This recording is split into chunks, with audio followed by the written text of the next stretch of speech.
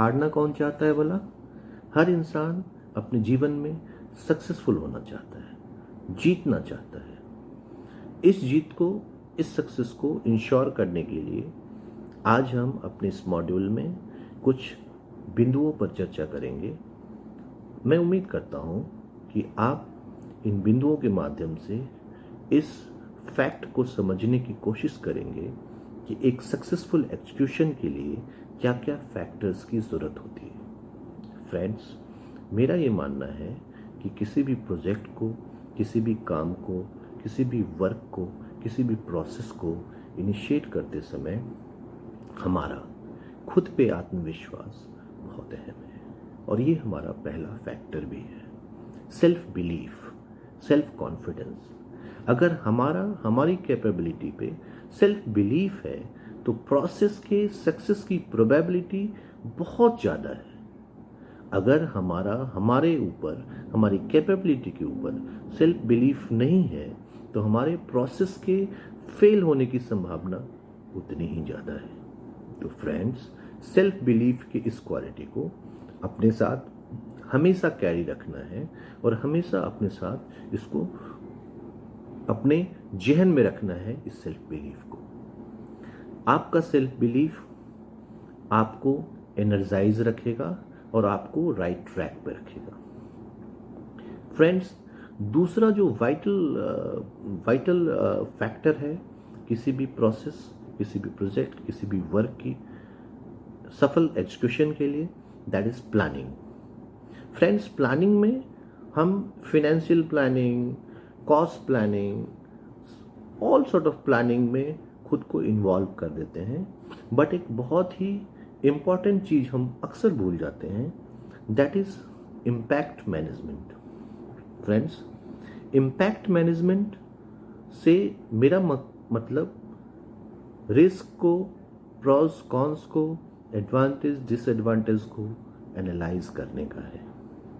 Friends, किसी भी process का क्या इम्पैक्ट होगा, क्या रिस्क इनहेरेंट है उस प्रोसेस में, उसको जब तक हमने एनालाइज नहीं किया तो उस प्रोसेस को हम सफलता नहीं दे सकते हैं। प्रोसेस की सफलता के लिए सारे एनालिसिस की ज़रूरत है।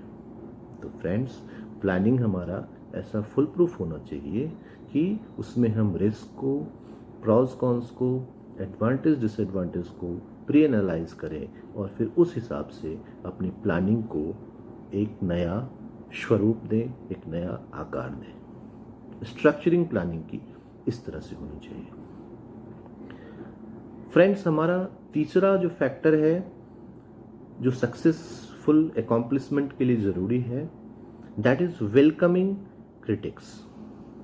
फ्रेंड्स, जब भी हम किसी काम की शुरुआत करते हैं, चाहे वो किसी भी तरीके का काम हो, बिजनेस वर्क हो, ऑफिशियल वर्क हो, प्रोजेक्ट वर्क हो, हमें क्रिटिक्स का सामना करना पड़ता है, आलोचनाओं का सामना करना पड़ता है, और आलोचनाओं के माध्यम से हमारे पास पॉजिटिविटी भी आती है और नेगेटिविटी भी आती है।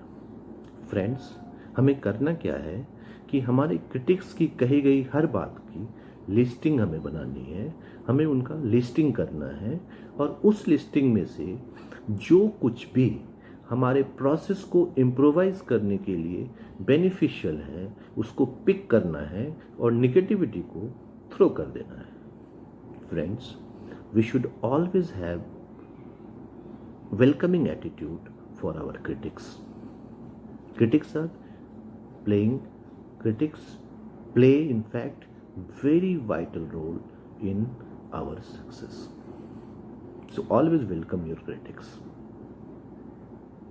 Fourth point is, and this is also very important in this moving world, in this business world, in this competitive world.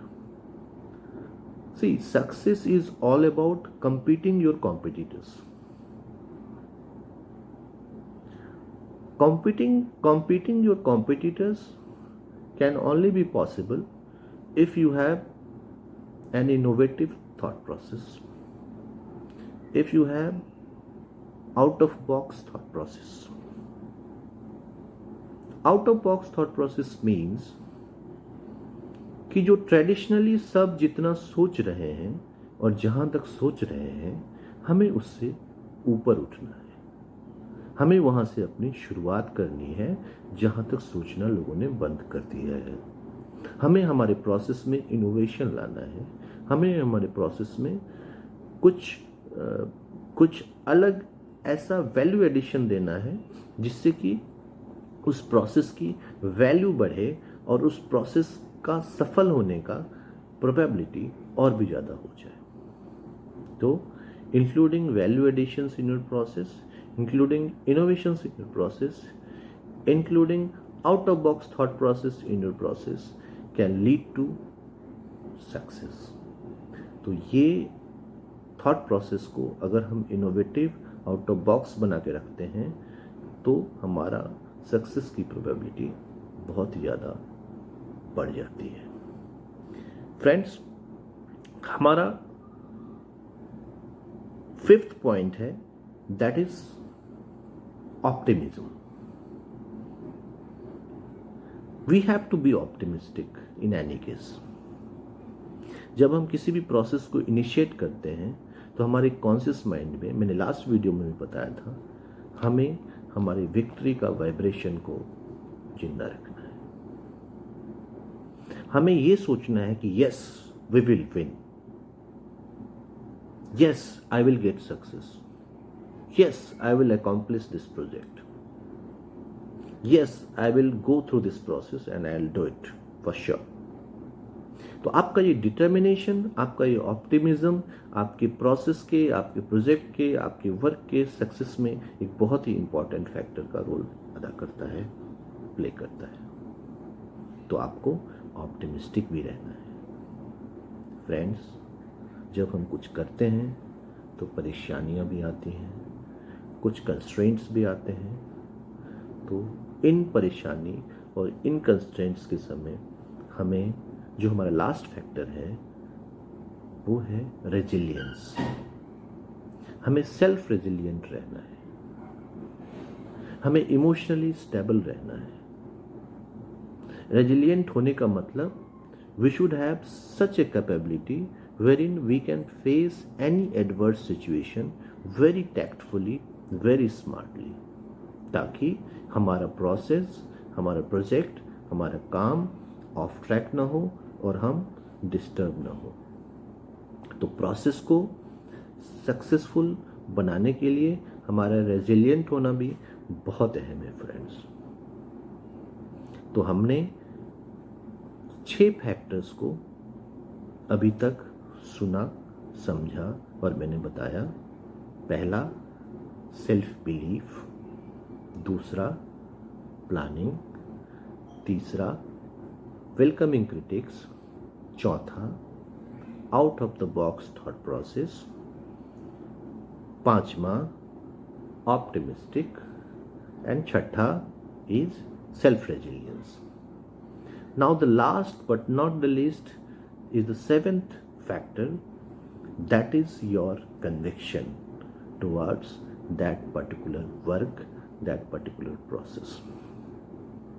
Friends, सब कुछ है, सारे आपने क्वालिटीज एक्वायर कर लिए एक प्रोसेस ड्राइवर के रूप में, लेकिन अगर आपके अंदर उस प्रोसेस के प्रति हिचकिचाहट है, कन्विक्शन नहीं है, आपका उस प्रोसेस के प्रति विश्वास नहीं है, आपका उस प्रोसेस के प्रति आप डाउटफुल हो, आपके मन में संदेह है कि whether that process is in a right shape और not, whether the process is in a right direction और not, then in that case your negative conviction will lead to failure.